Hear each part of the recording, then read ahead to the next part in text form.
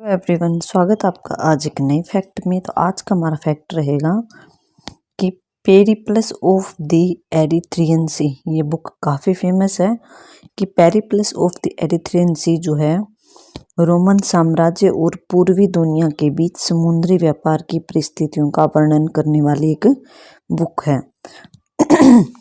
ये बुक का नाम है पेरिप्लस ऑफ एरिथ्रियन सी। तो ये जो रोमन साम्राज्य था, रोम साम्राज्य था, और पूर्वी दुनिया कहाँ, एशिया के देश जो थे, जैसे कि हमारा भारत हो गया,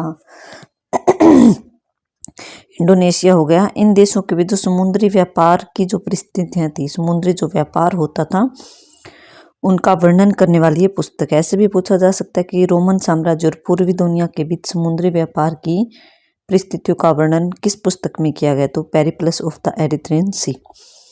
ये एक नंबर फैक्ट था। दूसरा फैक्ट है, ये पूछा जाता है कि ये बुक जो है लिखी किसने थी, तो ये बुक लिखी थी एक अज्ञात ग्रीक या यूनानी नाविक ने।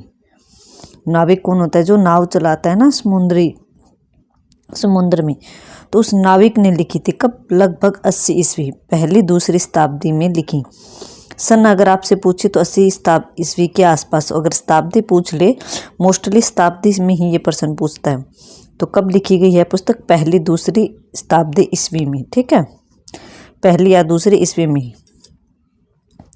इस पुस्तक का अंग्रेजी में अनुवाद कब हुआ? 1912 में। किसने किया था? स्कोफ नाम के एक लेखक ने इसका अनुवाद 1912 में अंग्रेजी भाषा में किया। इस पुस्तक को समुद्री व्यापार की भी गाइड कहा जाता है, क्योंकि इसमें व्यापार की परिस्थितियों का ही वर्णन है ना, कि जो समुद्र के माध्यम से जो व्यापार होता था उसका वर्णन है, इसलिए इसे समुद्री व्यापार की गाइड भी कहा जाता है।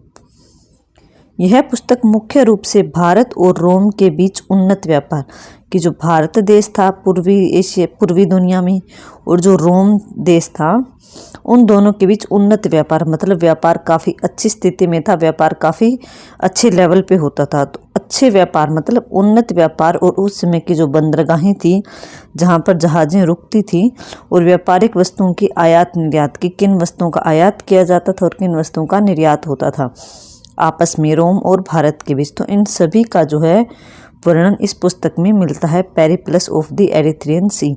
लिखी किसने थी? एक अज्ञात ग्रीक बोल दो या यूनानी बोल दो, उस नाविक ने लिखी कब? पहली दूसरी ईस्वी शताब्दी में लिखी।